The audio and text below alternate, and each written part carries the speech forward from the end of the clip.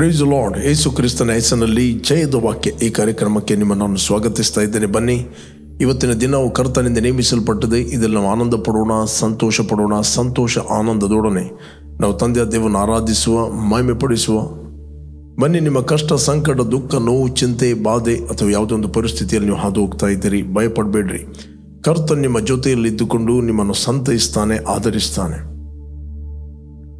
ನಾವಿವತ್ತು ವಾಕ್ಯವನ್ನು ಧ್ಯಾನ ಮಾಡುವ ಮುಂಚೆ ನಾವು ಸ್ವಲ್ಪ ಹೊತ್ತು ತಂದೆಯನ್ನು ಆರಾಧಿಸುವ, ಮತ್ತು ನಾವು ದೇವರ ವಾಕ್ಯವನ್ನು ಧ್ಯಾನ ಮಾಡುವ.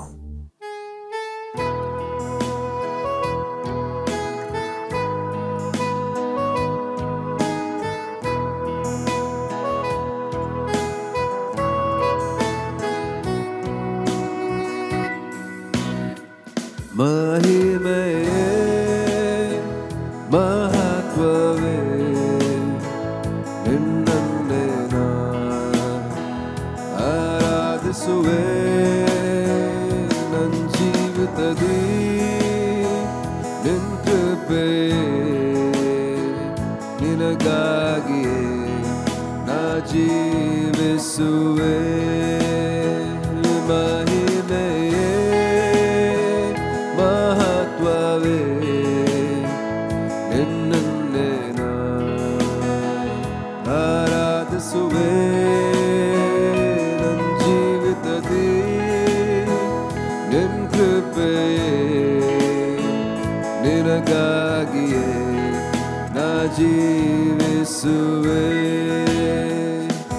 ನಿನ್ನ ನಾಮ ಶ್ರೇಷ್ಠವು, ನಿನ್ನ ನಾಮ ಶ್ರೇಷ್ಠವು, ನಿನ್ನ ನಾಮ ಶ್ರೇಷ್ಠವು, ನಿನ್ನ ಹಾಗೆ ಯಾರಿಲ್ಲ.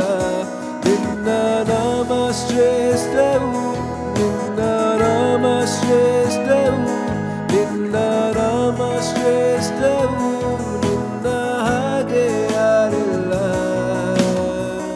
ಮಹಿಮೆಯೇ ಮಹತ್ವವೇ ನಿನ್ನನ್ನೇ ನಾ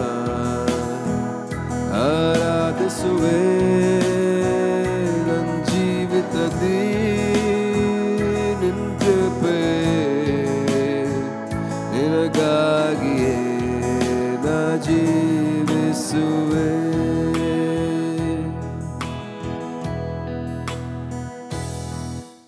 ಓಕೆ, ಇವತ್ತು ನಾವು ಧ್ಯಾನಕ್ಕೆ ತೆಗೆದುಕೊಂಡಂತಹ ದೇವರ ವಾಕ್ಯದ ಭಾಗ ಅಪೊಸ್ತಲ ಪೌಲನು ರೋಮಾಪುರದವರಿಗೆ ಬರೆದ ಪತ್ರಿಕೆ 5ನೇ ಅಧ್ಯಾಯ 10ನೇ ವಚನ. 5ನೇ ಅಧ್ಯಾಯ 10 ವಚನವನ್ನು ನಾವು ಓದಿ ಧ್ಯಾನ ಮಾಡುವ. ದೇವರಿಗೆ ವೈರಿಗಳಾಗಿದ್ದ ನಾವು ಆತನ ಮಗನ ಮರಣದ ಮೂಲಕ ಆತನೊಂದಿಗೆ ಸಮಾಧಾನವಾಗಿರಲಾಗಿ, ಆತನ ಕೂಡ ಸಮಾಧಾನವಾದ ನಮಗೆ ಆ ಮಗನಿಗಿರುವ ಜೀವದಿಂದ ರಕ್ಷಣೆ ಆಗುವುದು ಮತ್ತು ನಿಶ್ಚಯವಲ್ಲ. Glory to god. ಇಲ್ಲಿ ದೇವರ ವಾಕ್ಯ ಹೇಳ್ತದೆ, ದೇವರಿಗೆ ವೈರಿಗಳಾಗಿದ್ದ ನಾವು, we are all enemy of God. Bible ಹೇಳುದಿಲ್ಲ ನಾವು ದೇವರ ಸ್ನೇಹಿತರು ಅಂತ. ಸತ್ಯವೇದ ಹೇಳ್ತಿದೆ ನಾವು ದೇವರಿಗೆ ವೈರಿಗಳಾಗಿದ್ದೀವಿ. ಬೈಬಲ್ ಹೇಳುದಿಲ್ಲ ನಾವು ದೇವರಿಗೆ ಭಕ್ತರಾಗಿದ್ದೇವೆ ಅಂತ, ನಾವು ಒಳ್ಳೆಯವರಾಗಿದ್ದೇವೆ ಅಂತ. ಸತ್ಯವೇದ ಹೇಳ್ತದೆ ನಾವು ದೇವರಿಗೆ ವೈರಿಗಳಾಗಿದ್ದೇವೆ, ದೇವರಿಗೆ ವಿರೋಧಿಗಳಾಗಿದ್ದೇವೆ. ಬೈಬಲ್ ರೆಕಗ್ನೈಸ್ ಮಾಡುತ್ತದೆ ನಾವು ಯಾರಂತ. ನಮಗೆ ನಮ್ಮ ವಿಷಯದಲ್ಲಿ ಗೊತ್ತಿಲ್ಲದಿರ್ಬೋದು, ಬಟ್ ದೇವರಿಗೆ ನಮ್ಮ ವಿಷಯದಲ್ಲಿ ಗೊತ್ತು. ನಾವು ನಮ್ಮನ್ನು ತಿಳಿಯುವುದಕ್ಕಿಂತ ಹೆಚ್ಚಾಗಿ ದೇವರು ನಮ್ಮನ್ನು ತಿಳಿದಿದ್ದಾನೆ.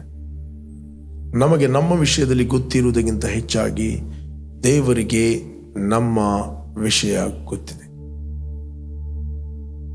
ಬೈಬಲ್ ಹೇಳ್ತದೆ ನಾವು ದೇವರಿಗೆ ವೈರಿಗಳಾಗಿದ್ದೀವಿ. ಜನ ಹೇಳ್ಬೋದು ನಾವು ಭಕ್ತರು ಅಂತ. ಇವನು ಭಕ್ತ, ಅವನು ಭಕ್ತ, ಅವನ ಭಕ್ತ ಕುಟುಂಬದಲ್ಲಿ ಹುಟ್ಟಿದ ಅಂತ. ಆದಾಮನ ಸಂಬಂಧದಿಂದ ಯಾರು ಹುಟ್ಟುತ್ತಾನೋ, ಶರೀರ ಸಂಬಂಧದಿಂದ ಯಾರು ಹುಟ್ಟುತ್ತಾನೋ ಅವನು ಹುಟ್ಟುವಾಗಲೇ ದೇವರಿಗೆ ವೈರಿಯಾಗಿ ಆತನು ಹುಟ್ಟಿದ್ದಾನೆ. He was enemy of God. ವೈರಿ.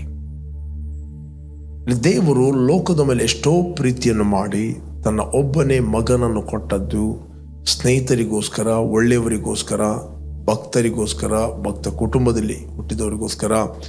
ಅವರ ಫಾಸ್ಟ್ ಒಳ್ಳೆಯದು ಇದೆ ಅಂತ, ಅವರ ಹಿನ್ನೆಲೆ ಒಳ್ಳೆಯದು ಇದೆ ಅಂತ ದೇವರು ತನ್ನ ಮಗನನ್ನು ಕೊಡಲಿಲ್ಲ. ದೇವರು ಲೋಕದ ಮೇಲೆ ಪ್ರೀತಿ ಮಾಡಿ ತನ್ನ ಮಗನನ್ನು ಕೊಟ್ಟದ್ದು ತನ್ನ ವೈರಿಗಳಿಗೋಸ್ಕರ. ದ ಬೈಬಲ್ ಹೇಳ್ತದೆ, ಸ್ನೇಹಿತರಿಗೋಸ್ಕರ ಯಾರಾದರೂ ಪ್ರಾಣ ಕೊಟ್ಟರೂ ಕೊಡಬಹುದು. ಓಕೆ, ಇದೆಯಾ ಅಲ್ಲಿ ಸತ್ಯವೇದದಲ್ಲಿ? ಅಲ್ಲಿ ಮುಂದೆ ನಾವು ಓದಿದ್ರೆ ನಮಗೆ ಸಿಗ್ತದೆ. 6ನೇ ವಚನದಲ್ಲಿ ನಾನು ಓದ್ತೇನೆ, ರೋಮನ್ಸ್ 5:6. ನಾವು ಅಶಕ್ತರಾಗಿದ್ದಾಗಲೇ ಕ್ರಿಸ್ತನು ನೇಮಿತ ಕಾಲದಲ್ಲಿ ಭಕ್ತಿಹೀನರಿಗೋಸ್ಕರ ಪ್ರಾಣ ಕೊಟ್ಟನು. 7ನೇ ವಚನ ಹೇಳ್ತದೆ, ನೀತಿವಂತರಿಗೋಸ್ಕರ ಯಾರಾದರೂ ಪ್ರಾಣ ಕೊಡುವುದು ಅಪರೂಪ, ಉಪಕಾರಿಗೋಸ್ಕರ ಪ್ರಾಣ ಕೊಡುವುದಕ್ಕೆ ಯಾವನಾದರೂ ಧೈರ್ಯ ಮಾಡಿದರೂ ಮಾಡನು. 8ನೇ ವಚನ, ಆದರೆ ನಾವು ಪಾಪಿಗಳಾಗಿದ್ದಾಗಲೂ ಕ್ರಿಸ್ತನು ನಮಗೋಸ್ಕರ ಪ್ರಾಣ ಕೊಟ್ಟದರಲ್ಲಿ ದೇವರು ನಮ್ಮ ಮೇಲೆ ತನಗಿರುವ ಪ್ರೀತಿಯನ್ನು ಸಿದ್ಧಾಂತಪಡಿಸ್ತಾನೆ. ನಾವು ಪಾಪಿಗಳಾಗಿದ್ದಾಗಲೂ, ನಾವು ಅಶಕ್ತರಾಗಿದ್ದಾಗಲೂ, ನಾವು ಭಕ್ತಿಹೀನರಾಗಿದ್ದಾಗಲೂ ದೇವರು ತನ್ನ ಮಗನನ್ನು ಮರಣಕ್ಕೆ ಒಪ್ಪಿಸ್ತಾನೆ ನಮ್ಮ ನಿಮಿತ್ತ. ಆತನ ಪ್ರೀತಿಯನ್ನು ಆತನು ಸಿದ್ಧಾಂತಪಡಿಸ್ತಾನೆ. Because God is love. ದೇವರು ಪ್ರೀತಿ, ದೇವರು ಪ್ರೀತಿ ಸ್ವರೂಪಿಯಾಗಿದ್ದಾನೆ. ಪ್ರೀತಿಯ ಗುಣ ಏನಂತ ಹೇಳಿದರೆ, ಪ್ರೀತಿಯ ನೇಚರ್ ಏನಂತ ಹೇಳಿದರೆ, ಅವರನ್ನು ಪ್ರೀತಿಸುವವರಿಗೆ ಮಾತ್ರ ಅವರು ಪ್ರೀತಿಸುವಂಥದ್ದು. ಅದು ದೇವರ ಪ್ರೀತಿಯ ಸ್ವಭಾವ ಅಲ್ಲ. ದೇವರ ಪ್ರೀತಿಯ ಸ್ವಭಾವ ಏನಂತ ಹೇಳಿದರೆ, ನೀನು ಪ್ರೀತಿ ಮಾಡು, ಮಾಡದೆ ಹೋಗು, still he loves you. That is nature of God's love. ದೇವರ ಅದು ಸ್ವಭಾವವಾಗಿದೆ. Is love. ಆತನು ಪ್ರೀತಿ ಸ್ವರೂಪಿಯಾಗಿದ್ದಾನೆ. ಒಂದು ಕಡೆಯಲ್ಲಿ ಯೇಸು ಸ್ವಾಮಿ ಹೇಳ್ತಾನೆ, 5ನೇ ಅಧ್ಯಾಯ 46-47ನೇ ವಚನದಲ್ಲಿ ಓದಿ ನಮಗೆ ಸಿಗ್ತದೆ. ಮತ್ತಾಯನ ಬರೆದ ಸುವಾರ್ತೆಯಲ್ಲಿ ಮ್ಯಾಥ್ಯೂ ಚಾಪ್ಟರ್ 5:45 ಓದಿ ನಮಗೆ ಸಿಗ್ತದೆ. ನಾನು ನಿಮಗೋಸ್ಕರ ಓದ್ತೇನೆ, 44ರಲ್ಲಿ ಓದ್ತೇನೆ. ಆದರೆ ನಾನು ನಿಮಗೆ ಹೇಳುವುದೇನೆಂದರೆ, 5ನೇ ಅಧ್ಯಾಯ 44ನೇ ವಚನ, ನಿಮ್ಮ ವೈರಿಗಳನ್ನು ಪ್ರೀತಿಸಿರಿ, ನಿಮಗೆ ಹಿಂಸೆ ಪಡಿಸುವವರಿಗೋಸ್ಕರ ದೇವರನ್ನು ಪ್ರಾರ್ಥಿಸಿರಿ. ಹೀಗೆ ಮಾಡಿದರೆ ನೀವು ಪರಲೋಕದಲ್ಲಿರುವ ನಿಮ್ಮ ತಂದೆಗೆ ಮಕ್ಕಳಾಗುವಿರಿ. ಆತನು ಕೆಟ್ಟವರ ಮೇಲೆಯೂ ಒಳ್ಳೆಯವರ ಮೇಲೆಯೂ ತನ್ನ ಸೂರ್ಯನು ಮೂಡುವಂತೆ ಮಾಡುತ್ತಾನೆ, ನೀತಿವಂತರ ಮೇಲೆಯೂ ಅನೀತಿವಂತರ ಮೇಲೆಯೂ ಮಳೆ ಸುರಿಸುತ್ತಾನೆ. 46ನೇ ವಚನ, ನಿಮಗೆ ಪ್ರೀತಿ ತೋರಿಸುವವರನ್ನೇ ನೀವು ಪ್ರೀತಿಸಿದರೆ ಫಲವೇನು? ನಿಮಗೆ ಪ್ರೀತಿ ತೋರಿಸುವವರನ್ನೇ ನೀವು ಪ್ರೀತಿ ತೋರಿಸಿದರೆ ಫಲ ಏನು ಸಿಕ್ಕಿತು ನಿಮಗೆ? What is a fruit? ನಿಮ್ಮ ಆತ್ಮಿಕ ಜೀವಿತದಲ್ಲಿ ಏನು ಫಲ ಇದೆ? ಓಕೆ, ಫಲವೇನು?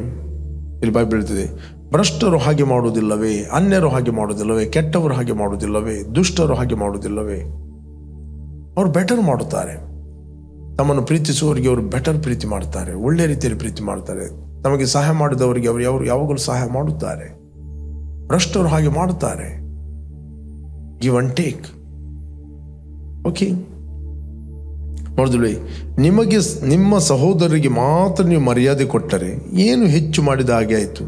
ಅನ್ಯ ಜನಗಳು ಸಹ ಹಾಗೆ ಮಾಡುವುದಿಲ್ಲವೇ? ಬಾರ್ನ್ ಅಗೇನ್ ಆಗದವರು ಕೂಡ ಅದೇ ರೀತಿ ಮಾಡುತ್ತಾರಲ್ಲವೇ? ಓಕೆ, ಆದ್ದರಿಂದ ಪರಲೋಕದಲ್ಲಿರುವ ನಿಮ್ಮ ತಂದೆಯು ಯಾವ ದೋಷವೂ ಇಲ್ಲದವನಾಗಿರುವಂತೆ ನೀವು ದೋಷವಿಲ್ಲದವರಾಗಿರಿ. ಓಕೆ, ಇಲ್ಲಿ ನಾವು ದೇವರಿಗೆ ವೈರಿಗಳಾಗಿದ್ದೇವೆ. ನನ್ನ ತಾತ್ಪರ್ಯ ಏನಂತೇಳಿ, ಇಲ್ಲಿ ದೇವರ ಸ್ವಭಾವವನ್ನು ತೋರಿಸ್ತಾ ಇದ್ದೇನೆ. ದೇವರಿಗೆ ವೈರಿಗಳಾಗಿದ್ದ ನಮ್ಮ ಮೇಲೆ ದೇವರು ತನ್ನ ಮಗನನ್ನು ಕೊಟ್ಟು ತನ್ನ ಪ್ರೀತಿಯನ್ನು ಆತನು ಸಿದ್ಧಾಂತಪಡಿಸ್ತಾನೆ. ಓಕೆ, ಯೇಸು ಕ್ರಿಸ್ತನು ಎಲ್ಲ ಮನುಷ್ಯರ ಪಾಪಗಳಿಗೋಸ್ಕರ ಆತನು ಕ್ರೂಜೆಯಲ್ಲಿ ಸತ್ತನು, ರಕ್ತವನ್ನು ಸುರಿಸಿದನು, ಹೂಣಲ್ಪಟ್ಟನು, 3ನೇ ದಿನ ಪುನರುತ್ಥಾನಾದನು. ಆತನು ಸತ್ತದ್ದು ಎಲ್ಲರಿಗೋಸ್ಕರ. ಆತನು ಸತ್ತದ್ದು ಸ್ನೇಹಿತರಿಗೋಸ್ಕರ ಅಲ್ಲ, ಆತನು ಸತ್ತದ್ದು ವೈರಿಗಳಿಗೋಸ್ಕರ. ಓಕೆ, ವಿರೋಧಿಗಳಿಗೋಸ್ಕರ, ಭಕ್ತಿಹೀನರಿಗೋಸ್ಕರ, ಕೆಟ್ಟು ಹೋದವರಿಗೋಸ್ಕರ. ಬೈಬಲ್ ಹೇಳ್ತದೆ, ದೇವರು ನಮ್ಮನ್ನು ಪ್ರೀತಿ ಮಾಡಿದ. ಆತನು ಮರಣವನ್ನು ಅನುಭವಿಸಿದ ವೈರಿಗಳಿಗೋಸ್ಕರ. ಆತನು ಕ್ರೂಜೆಯ ಮರಣವನ್ನು ಅನುಭವಿಸುತ್ತಿರುವಾಗ ಆ ರೋಮನ್ ಸೋಲ್ಜರ್ಗಳು, ಕೆಲವು ಯಹೂದ್ಯರು ಅವನಿಗೆ ಗೇಲಿ ಮಾಡಿದರು. ರೋಮನ್ ಅವರು ಹೇಳಿದರು, ಸಿಪಾಯಿಗಳು ಹೇಳಿದರು, ಮತ್ತು ಕೆಲವು ಜನ ಹೇಳಿದರು, ಗೇಲಿ ಮಾಡಿದರು, ನೋಡುವವರು, ನೀನು ದೇವರ ಮಗನಾಗಿದ್ದರೆ ಶಿಲುಬೆಯಿಂದ ಇಳಿದು ಮೊದಲು ನಿನ್ನನ್ನು ರಕ್ಷಿಸು ಮತ್ತು ನಮ್ಮನ್ನು ರಕ್ಷಿಸು. ಓಕೆ, ಗೇಲಿ ಮಾಡಿದರು. ಯಾರಿಗೋಸ್ಕರ ಆತನು ಸಾಯ್ತಾ ಇದ್ದಾನೋ ಅವರೇ ಆತನು ಗೇಲಿ ಮಾಡ್ತಾ ಇದ್ದಾರೆ. ಯಾರಿಗೋಸ್ಕರ ಆತನು ಪ್ರಾಣವನ್ನು ಕೊಡ್ತಾ ಇದ್ದಾನೋ ಅವರೇ ಆತನನ್ನು ಹೀಯಾಳಿಸ್ತಾ ಇದ್ದಾರೆ. ಯಾವ ವ್ಯಕ್ತಿಗಳು ಅವನಿಗೆ ಶಿಲುಬೆಗೆ ಹಾಕಿದರೋ ಅವರಿಗೋಸ್ಕರವೇ ಆತನು ಸತ್ತ. ಯಾವ ವ್ಯಕ್ತಿ ಕ್ರಿಟಿಸೈಸ್ ಮಾಡ್ತಾ ಇದ್ದಾರೋ ಅವರಿಗೋಸ್ಕರ ಆತನು ಶಿಲುಬೆಯಲ್ಲಿ ಸತ್ತ. ಅವನಿಗೆ ಗೊತ್ತು, ನಾನು ಇವರಿಗೋಸ್ಕರ ಪ್ರಾಣ ಕೊಡ್ತಾ ಇದ್ದೇನೆ, ಗೇಲಿ ಮಾಡುವವರಿಗೋಸ್ಕರ ಪ್ರಾಣ ಕೊಡ್ತಾ ಇದ್ದೇನೆ, ತಮಾಷೆ ಮಾಡುವವರಿಗೋಸ್ಕರ ಪ್ರಾಣ ಕೊಡ್ತಾ ಇದ್ದೇನೆ, ಅದು ಗೊತ್ತು. ಬಟ್ ಯೇಸು ಸ್ವಾಮಿ ಶಿಲುಬೆಯಿಂದ ಇಳಿದು ಬರ್ಬೋದಿತ್ತು, ಬಟ್ ಆತನು ಹಾಗೆ ಮಾಡಲಿಲ್ಲ. ಆತನು ಶಿಲುಬೆಯಿಂದ ಇಳಿದು ಬಂದು ನಿಮಗೋಸ್ಕರ ಸಾಯ್ತಾ ಇದ್ದಾನೆ, ಉಪಕಾರ ನೆನೆಸಿದವರೇ ನೀವು ಸಾಯಿರಿ ಅಂತ ಶಪಿಸಬಹುದಿತ್ತು. ಬಟ್ ಅದನ್ನು ಆತನು ಮಾಡಲಿಲ್ಲ. ಬೈಬಲ್ ಹೇಳ್ತದೆ, ಆತನು ಬಾಯಿ ತೆರೆಯಲಿಲ್ಲ. ತನ್ನನ್ನು ದೂಷಿಸುವವರಿಗೆ ಆತನು ಬಾಯಿ ತೆರೆಯಲಿಲ್ಲ.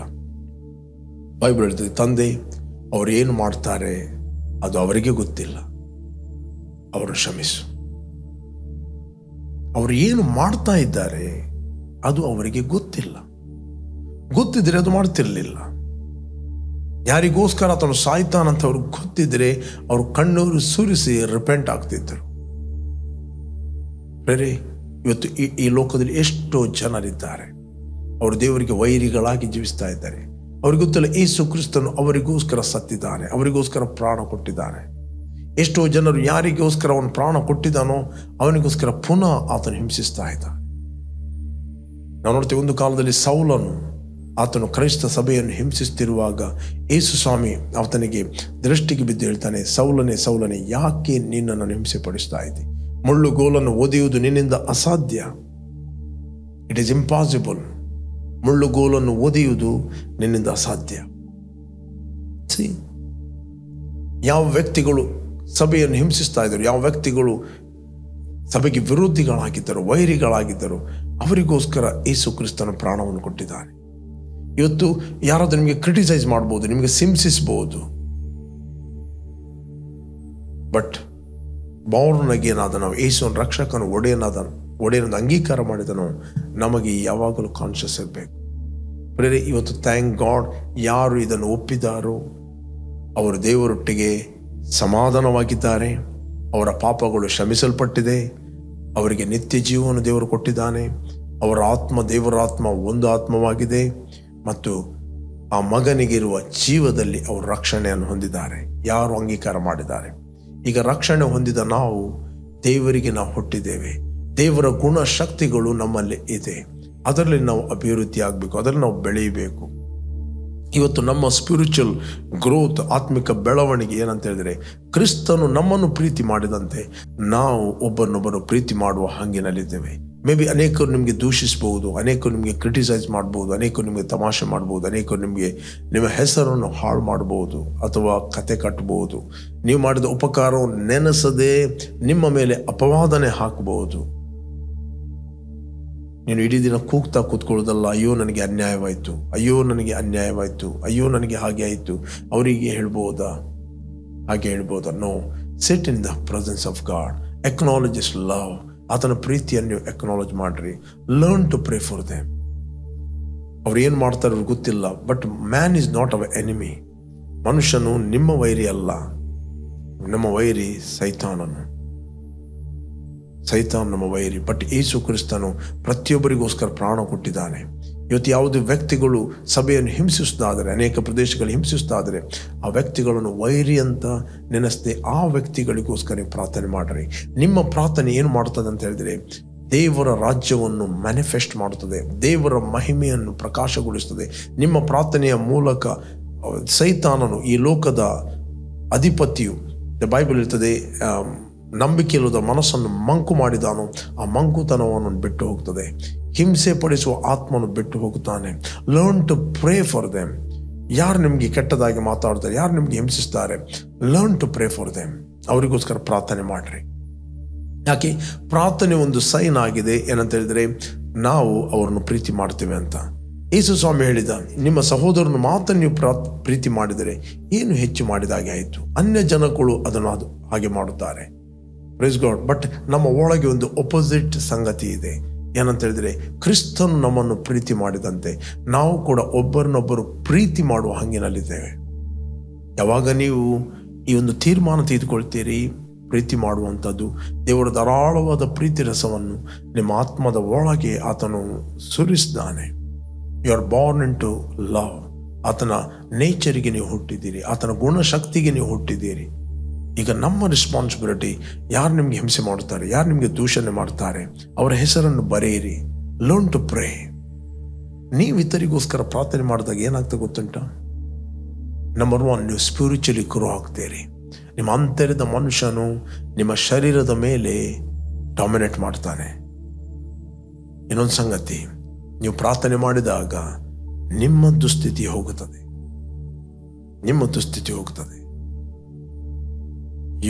your function in the kingdom. ಯಾವ ರಾಜ್ಯದಲ್ಲಿ ನೀವು ಹುಟ್ಟಿದ್ದೀರೋ ಆ ರಾಜ್ಯದಲ್ಲಿ ಫಂಕ್ಷನ್ ಆಗ್ತೀರಿ. ಬಟ್ ಫೇತಲ್ಲಿ ನಾನು ನಿಮಗೆ ಎನ್ಕರೇಜ್ ಮಾಡ್ತೇನೆ, ಹೇಳಿರಿ, ಫೇತಲ್ಲಿ ಸ್ಟೆಪ್ ತಗೊಳ್ರಿ. ಯಾರೆಲ್ಲ ನಿಮಗೆ ದ್ವೇಷಿಸಿದ್ದಾರೆ, ಯಾರೆಲ್ಲ ನಿಮಗೆ ಕ್ರಿಟಿಸೈಸ್ ಮಾಡಿದ್ದಾರೆ, ಇವತ್ತೇ ದೇವರ ಸನ್ನಿಧಾನದಲ್ಲಿ ಕೂತ್ಕೊಳ್ರಿ, ಅವರ ಲಿಸ್ಟ್ ಬರೆಯಿರಿ, ಪ್ರೇಯರ್ ಮಾಡ್ರಿ ಅವ್ರಿಗೋಸ್ಕರ. ಪ್ರೇ. ನಾನು ಹೇಳ್ತೇನೆ, ನಿಮ್ಮ ಮನೆಯ ದುಸ್ಥಿತಿ ಹೋಗ್ತದೆ, ನಿಮ್ಮ ಕುಟುಂಬದ ದುಸ್ಥಿತಿ ಹೋಗ್ತದೆ. ಗೊತ್ತಾ, ಯೋಬನ ಸ್ನೇಹಿತರು ಆತನಿಗೆ ಕ್ರಿಟಿಸೈಸ್ ಮಾಡಿದರು, ಯೋಬನ ಸ್ನೇಹಿತರು ಆತನಿಗೆ ಗೇಲಿ ಮಾಡಿದರು, ಯೋಬನ ಸ್ನೇಹಿತರು ಅವ್ರು ನ್ಯಾಯವಾಗಿ ಮಾತಾಡಲಿಲ್ಲ. ಬಟ್ ಯೋಬನು ತನ್ನ ಸ್ನೇಹಿತರಿಗೋಸ್ಕರ ಪ್ರಾರ್ಥನೆ ಮಾಡಿದ. ಬೈಬಲ್ ವೈರಿಗಳಿಗೋಸ್ಕರ ಅಲ್ಲ, ಸ್ನೇಹಿತರಿಗೋಸ್ಕರ ಪ್ರಾರ್ಥನೆ ಮಾಡಿದಾಗ ಅವನ ದುಸ್ಥಿತಿ ಹೋಗಿ ಅವನ ಸೊತ್ತು 2ರಷ್ಟು ಆಯಿತು ಅಂತ ಹೇಳ್ತದೆ, ಡಬಲ್ ಆಯಿತು. ಪ್ರೇರೆ, ನಿಮಗೆ ಯಾರು ಕ್ರಿಟಿಸೈಸ್ ಮಾಡ್ತಾರೆ, ನಿಮ್ಮ ಮನೆಯವರಾಗಿರ್ಬೋದು, ಕುಟುಂಬದವರಾಗಿರ್ಬೋದು, ಮಕ್ಕಳಾಗಿರ್ಬೋದು, ಯಾರೇ ಆಗಿರ್ಬೋದು, ಅವ್ರಿಗೋಸ್ಕರ ನೀವು ಪ್ರಾರ್ಥನೆ ಮಾಡಿದಾಗ ನೀವು ಕೆಳಕ್ಕೆ ಹೋಗುವುದಿಲ್ಲ, ನೀವು ಇನ್ನೊಂದು ಸ್ತರಕ್ಕೆ ಹೋಗುತ್ತೀರಿ, ನೀವು ಡಬಲ್ ಆಗ್ತೀರಿ. ಯೋಬನು ತನ್ನ ಸ್ನೇಹಿತರಿಗೋಸ್ಕರ ಪ್ರಾರ್ಥನೆ ಮಾಡಿದಾಗ ಅವನ ಸೊತ್ತು ಕಡಿಮೆ ಆಯ್ತಂತ ಹೇಳಲಿಲ್ಲ, ಅವನು ಲಾಸ್ ಆದಂತ ಹೇಳಲಿಲ್ಲ, ಅವನ ಸೊತ್ತು 2ರಷ್ಟನ್ನು ದೇವರು ಮಾಡಿದ, ಅವನ ದುಸ್ಥಿತಿಯನ್ನು ದೇವರು ತೆಗೆದುಹಾಕಿದ. ಒಂದು ವೇಳೆ ನೀವು ಇವತ್ತು ತೀರ್ಮಾನ ಮಾಡಿ ಇಂಥವರಿಗೋಸ್ಕರ ನೀವು ಪ್ರಾರ್ಥನೆ ಮಾಡುವುದಾದರೆ, you are attacking the spirit of hatred. ಹಿಂಸೆಯ ಆತ್ಮಕ್ಕೆ ನೀವು ಅಟ್ಯಾಕ್ ಮಾಡುತ್ತೀರಿ. Your prayer is attacking the spirit of persecution. ಅದಕ್ಕೋಸ್ಕರ ಈ ಸಮಯದ ಹಿಂಸಿಸುವವರಿಗೋಸ್ಕರ ಪ್ರಾರ್ಥನೆ ಮಾಡಿರಿ, ಹಿಂಸಿಸುವವರಿಗೋಸ್ಕರ ಪ್ರಾರ್ಥನೆ ಮಾಡಿ. ಹಿಂಸೆ ಎಂಬುವಂಥದ್ದು ಇಟ್ಸ್ ಎ ಈವಿಲ್ ಸ್ಪಿರಿಟ್. ಒಬ್ಬ ವ್ಯಕ್ತಿಯನ್ನು ಮನಸ್ಸಿನಲ್ಲಿ ದ್ವೇಷ ಹುಟ್ಟಿಸಿ ಆಗುವಂಥದ್ದು. ಬಟ್ ನಿಮ್ಮ ಸ್ಪಿರಿಚುವಲ್ ಮೆಚೂರಿಟಿ, ನಿಮ್ಮ ಆತ್ಮಿಕ ಗ್ರೋತ್ ಏನಂತ ಹೇಳಿದರೆ, ಆತ್ಮಿಕ ಬೆಳವಣಿಗೆ ಏನಂತ ಹೇಳಿದರೆ, ಇಂಥವರಿಗೋಸ್ಕರ ಪ್ರಾರ್ಥನೆ ಮಾಡಿರಿ.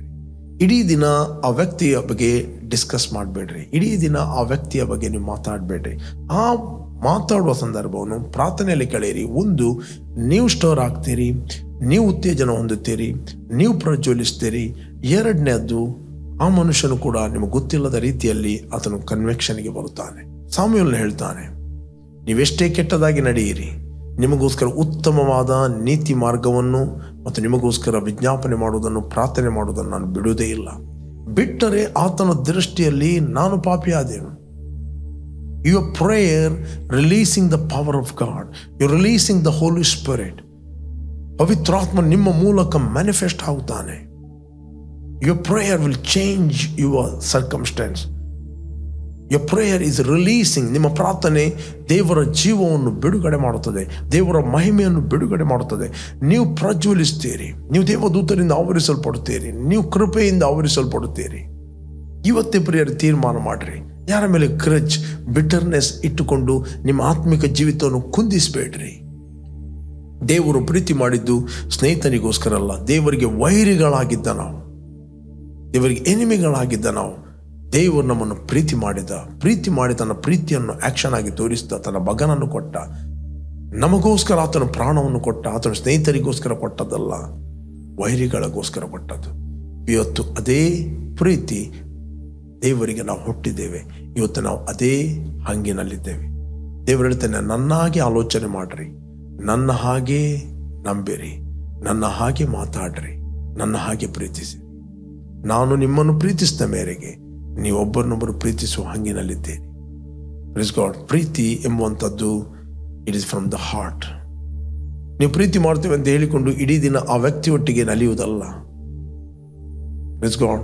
ಬೈಬಲ್ ಇದು ಕೂಡ ಹೇಳ್ತದೆ, ದುಷ್ಟರ ಆಲೋಚನೆಯಂತೆ ನಡೆಯದೆ ಪಾಪಾತ್ಮರ ಮಾರ್ಗದಲ್ಲಿ ನಿಂತುಕೊಳ್ಳದೆ ಧರ್ಮ ನಿಂದಕನೆ ಕೂತುಕೊಳ್ಳದೆ ದೇವರ ವಾಕ್ಯದೊಟ್ಟಿಗೆ ಆಗುವಂಥದ್ದು ಇಂಪಾರ್ಟೆಂಟ್. ನೀವು ಪ್ರೀತಿ ಮಾಡ್ತಾರೆ ಅಂತ ಹೇಳಿಕೊಂಡು ಅವನು ಹೇಳಿದ್ದೆಲ್ಲವನ್ನು ನಾವು ಮಾಡಲಿಕ್ಕೆ ಆಗುವುದಿಲ್ಲ. ದೇವರ ವಾಕ್ಯ ಏನು ಹೇಳ್ತದೆ ಅದನ್ನೇ ಮಾಡಲಿಕ್ಕೆ. We cannot change your position. We cannot change. ಪ್ರೀತಿ ನಮ್ಮ ಹೃದಯದಲ್ಲಿ ಇರಬೇಕು. ಈ ಸ್ವಾಮಿ ಅವನು ಪ್ರೀತಿ ಮಾಡ್ತಾರೆ ಅಂತ ಹೇಳಿಕೊಂಡು ಶಿಲುಬೆಗೆ ಹೋಗುವುದನ್ನು ಸ್ಟಾಪ್ ಮಾಡಲಿಲ್ಲ. ಆತನು ಹೋದ, ದಟ್ ಇಸ್ ಹಿಸ್ ಡೆಸ್ಟನಿ. ಆತನು ಬಂದದ್ದೇ ಶಿಲುಬೆಗೆ. ಆತನ ವಿಜಯನಿಗೆ ಯಾರು ಅಡ್ಡಿ ಬಂದರೂ ಅವನು ಆತನು ಗದರಿಸಿದ. ಯೇಸು ಹೇಳಿದ, ಮನುಷ್ಯ ಕುಮಾರರು ಹಿಡಿತಾರೆ, ಅನ್ಯ ಜನರ ಕೈಗೆ ಕೊಡುತ್ತಾರೆ, ಆತನು ಬೇಕಾದಾಗ ಮಾಡ್ತಾರೆ, ಶಿಲುಬೆಗೆ ಹಾಕ್ತಾರೆ, 3ನೇ ದಿನದಲ್ಲಿ ಆತನು ಹೇಳುತ್ತಾನೆ. 16-21 ವಚನದಲ್ಲಿ ಪೇತ್ರನು ಆತನ ಪಕ್ಕಕ್ಕೆ ಸರಿದು ಆತನ ಗದರಿಸ್ತಾ ಅಂತ ಬೈಬಲ್ ಹೇಳ್ತದೆ. ದೇವರು ನಿನ್ನನ್ನು ಕಾಪಾಡಲಿ. ಗುರು ಹಾಗೆ ಮಾತಾಡಬೇಡ, ಸ್ವಾಮಿ ಹಾಗೆ ಮಾತಾಡಬೇಡ, ನೆಗೆಟಿವ್ ಮಾತಾಡಬೇಡ. ಇಮ್ಮಿಡಿಯೇಟ್ಲಿ ಯೇಸು ಸ್ವಾಮಿ ಹೇಳಿದ, ತೊಲಗು ಸೈತಾನೆ, ಇದು ನಿನ್ನ ಮನುಷ್ಯರ ಆಲೋಚನೆ, ಇದು ದೇವರ ಆಲೋಚನೆ ಅಲ್ಲ. ಅದರ ಅರ್ಥ ಪೇತ್ರನ ಮೇಲೆ ಪ್ರೀತಿ ಇರಲಿಲ್ಲ ಅಂತಲ್ಲ. ದೇವರ ವಾಕ್ಯಕ್ಕೆ ವಿರುದ್ಧವಾಗುವ ಆಲೋಚನೆಯನ್ನು ಯೇಸು ಸ್ವಾಮಿ ಗದರಿಸಿದ. ಆತನು ಬಂದದ್ದೇ ಕ್ರೂಜೆಗೆ ಹೋಗುವುದಕ್ಕೋಸ್ಕರ. ಅದರ ಅರ್ಥ ಆತನು ಪೇತ್ರನನ್ನು ಪ್ರೀತಿ ಮಾಡಲಿಲ್ಲ ಅಂತ ಅರ್ಥ ಅಲ್ಲ. ಯೋರನ ಮಗನಾದ ಸೀಮೋನ್, ನಿನ್ನನ್ನು ಪ್ರೀತಿ ಮಾಡುತ್ತೀಯ? ಇವೆಲ್ಲವುಗಳಿಂದ ಹೆಚ್ಚಾಗಿ ನನ್ನನ್ನು ಪ್ರೀತಿ ಮಾಡುತ್ತೀಯಾ ಅಂತ ಕೇಳಿದ. ಹೌದು ಸ್ವಾಮಿ, ನೀನು ಬಲ್ಲೆ, ನಿನ್ನನ್ನು ಪ್ರೀತಿ ಮಾಡುತ್ತೇನೆ. ಪೇತ್ರ, ಪ್ರೈಸ್ ಗಾಡ್. ಪ್ರೇರೆ ಯೇಸು ನಿಮ್ಮನ್ನು ಪ್ರೀತಿ ಮಾಡುತ್ತಾನೆ. ನಿಮ್ಮ ಪ್ರೀತಿಯ ಒಂದು ಸೂಚನೆ ಏನಂತ ಹೇಳಿದರೆ, ನೀವು ಇತರರಿಗೆ ಪ್ರೀತಿ ಮಾಡುತ್ತೀರಿಂದ ಅವರಿಗೋಸ್ಕರ ನೀವು ಪ್ರಾರ್ಥನೆ ಮಾಡ್ತೀರಿ. ಒಂದು ಕಾಲದಲ್ಲಿ ನಾವು ವೈರಿಗಳಾಗಿದ್ದೆವು. ದೇವರು ನಮ್ಮನ್ನು ಪ್ರೀತಿ ಮಾಡಿದ, ತನ್ನ ಮಗನನ್ನು ಕೊಟ್ಟ. ಇವತ್ತು ನಮ್ಮನ್ನು ಹಾಗೆ ಬಿಡಲಿಲ್ಲ. ತನ್ನ ಧಾರಾಳವಾದ ಪ್ರೀತಿ ರಸವನ್ನು ನಮ್ಮ ಆತ್ಮದಲ್ಲಿ ಆತನು ಸುರಿಸಿದ್ದಾನೆ. ಅದರಿಂದ ನಾವು ಹಂಗಿನಲ್ಲಿದ್ದೇವೆ, ಪ್ರೀತಿ ಮಾಡುವ ಹಂಗಿನಲ್ಲಿದ್ದೇವೆ. ಇವತ್ತು ನೀವು ಯಾರೆಲ್ಲ ಮೆಸೇಜ್ ಕೇಳ್ತೀರಿ, ಈಗಲೇ ತೀರ್ಮಾನ ಮಾಡಿರಿ, ಹೋಗಿರಿ, ಸೈಡಲ್ಲಿ ಕೂತ್ಕೊಳ್ಳಿ. ಅಟ್ಲೀಸ್ಟ್ ಒನ್ಸ್ ಯು ಪ್ರೇ, ಪ್ರಾರ್ಥನೆ ಮಾಡಿ. ನಾನು ಹೇಳ್ತೀನಿ, your life will never be the same. Pray. ಯಾರು ನೀವು ಫಸ್ಟ್ ಟೈಮ್ ವೀಕ್ಷಿಸ್ತಾ ಇದ್ದೀರಿ, ಇಷ್ಟವರಿಗೆ ಯೇಸುವನ್ನು ರಕ್ಷಕನ ಒಡೆಯನೆಂದು ನೀವು ಅಂಗೀಕಾರ ಮಾಡಲಿಲ್ಲ, it's the right time. Call Jesus in your heart. ನಿಮ್ಮ ಹೃದಯದಲ್ಲಿ ಕರೆಯಿರಿ. I will pray for you. Salvation is great gift. Thank you father. ತಂದೆ, ದೇವರಿಗೆ ವೈರಿಗಳಾಗಿದ್ದ ನಾವು ನಿನ್ನ ಮಗನ ಮರಣದ ಮೂಲಕ ನಾವು ನಿನ್ನೊಂದಿಗೆ ಸಮಾಧಾನವಾಗಿದ್ದೇವೆ. ಸಮಾಧಾನವಾಗಿದ್ದ ನಮಗೆ ನಿನ್ನ ಮಗನ ಮೂಲಕ ನಿತ್ಯ ಜೀವವನ್ನು ಕೊಟ್ಟು ನಮ್ಮನ್ನು ರಕ್ಷಿಸಿದೆ. ಅದಕ್ಕೋಸ್ಕರ ಸ್ತೋತ್ರವನ್ನು ಸಲ್ಲಿಸ್ತಾ ಇದ್ದಾರೆ. ಯಾರೆಲ್ಲ ಇಲ್ಲಿ ವೀಕ್ಷಿಸ್ತಾ ಇದ್ದಾರೋ ಅವರೆಲ್ಲ ನಿನ್ನ ಹತೋಟಿ ತೆಗೆದುಕೋ, ಅವರು ನಿತ್ಯ ಜೀವವನ್ನು ಹೊಂದಲಿ ಎಂದು ನಾನು ಪ್ರಾರ್ಥಿಸ್ತೇನೆ. ತಂದೆ, ನಾವು ಕೂಡ ಹಂಗಿನಲ್ಲಿದ್ದೇವೆ. ನಮ್ಮನ್ನು ದ್ವೇಷಿಸುವವರನ್ನು, ಹಿಂಸಿಸುವವರನ್ನು ಪ್ರೀತಿಸುವ ಹಂಗಿನಲ್ಲಿದ್ದೇವೆ. ಪವಿತ್ರ ಆತ್ಮನೇ, ಈ ರೀತಿಯಲ್ಲಿ ನಮ್ಮನ್ನು ನಡೆಸಬೇಕಾಗಿ ನಾವು ಕೇಳಿಕೊಳ್ತಾ ಇದ್ದೇವೆ. ನಾವಿಲ್ಲಿ ಇರುವಂಥದ್ದು ಕೇವಲ ನಿನ್ನ ಚಿತ್ತವನ್ನು, ಉದ್ದೇಶವನ್ನು ನೆರವೇರಿಸಲಿಕ್ಕೆ. In Jesus name, amen. Okay, ಯಾರು ನೀವು ಬರ್ತ್ಡೇ ಮತ್ತು ವೆಡ್ಡಿಂಗ್ ಆ್ಯನಿವರ್ಸರಿಯನ್ನು ಸೆಲೆಬ್ರೇಟ್ ಮಾಡ್ತಾ ಇದ್ದೀರಿ, ನಿಮಗೋಸ್ಕರ ನಾವು ಪ್ರಾರ್ಥನೆ ಮಾಡ್ತೇವೆ. Blessed happy birthday and blessed happy wedding anniversary. ತಂದೆ, ಯಾರು ಬರ್ತ್ಡೇ ಮತ್ತು ವೆಡ್ಡಿಂಗ್ ಆ್ಯನಿವರ್ಸರಿ ಸೆಲೆಬ್ರೇಟ್ ಮಾಡ್ತಾ ಇದ್ದರು, ಇವರು ಫ್ರೂಟ್ಫುಲ್ ಆಗಲಿ, ಬ್ಲೆಸ್ ಆಗಲಿ. ಇವರು ಅಂತರ್ಯದಲ್ಲಿ ಬೆಳೆಯಲಿ, ಪ್ರಜ್ವಲಿಸಲಿ. ಯಾವ ಉದ್ದೇಶವನ್ನು ಇವರಿಗೆ ಇಟ್ಟಿದೆಯೋ ಆ ಉದ್ದೇಶದಲ್ಲಿ ಇವರು ಪವಿತ್ರಾತ್ಮನ ಮೂಲಕ ನಡೆದು ನಿನ್ನ ಮಹಿಮೆಯನ್ನು ಅನೇಕರಿಗೆ ಪ್ರಕಾಶಿಸಲಿ ಎಂದು ನಾವು ಪ್ರಾರ್ಥಿಸ್ತೇವೆ. ಯೇಸು ನಾಮದಲ್ಲಿ ತಂದೆ, ಆಮೆನ್, ಆಮೆನ್, ಆಮೆನ್. ಜಯದ ವಾಕ್ಯ ಈ ಕಾರ್ಯಕ್ರಮವನ್ನು ಪ್ರತಿದಿನ ಬೆಳಿಗ್ಗೆ ಬಿಗ್ ಜೆ ಟಿವಿಲಿ 7 ಗಂಟೆಯಿಂದ 7:30 ನೀವು ವೀಕ್ಷಿಸಬಹುದು. 7:30ರಿಂದ 8 ಗಂಟೆ ಇದೇ ಕಾರ್ಯಕ್ರಮ ರಿಪೀಟ್ ಆಗಿ ನಮ್ಮ ಯೂಟ್ಯೂಬ್ ಚಾನಲಲ್ಲಿ word of victory pastor Roshan Lobo ನೀವು ವೀಕ್ಷಿಸಬಹುದು. ಸಂಜೆ 7:15ರಿಂದ 8 ಗಂಟೆವರೆಗೆ ಲೈವ್ ಆಗಿ ನಾನು ಮಾತಾಡ್ತಾ ಇದ್ದೇನೆ. Facebook Word of Victory Udupi Facebook ಮತ್ತು pastor Roshan Lobo Word of Victory YouTube ಚಾನಲ್ನಲ್ಲಿ ನೀವು ವೀಕ್ಷಿಸ್ತೀರಿ. ಒಂದು ವೇಳೆ ನೀವು ಈ ವಾಕ್ಯವನ್ನು ನೀವು ಯಾರು ಕೇಳ್ತೀರಿ, ನೀವು ಉತ್ತೇಜನ ಆಗಿದೆ, ನೀವು ಇತರಿಗೆ ಕೂಡ ಶೇರ್ ಮಾಡಿರಿ ಮತ್ತು ನಮ್ಮ ಚಾನಲನ್ನು ಸಬ್ಸ್ಕ್ರೈಬ್ ಮಾಡಿರಿ, ಇತರಿಗೆ ಕೂಡ ಎನ್ಕರೇಜ್ ಮಾಡಿ. Okay, you are bless, amen.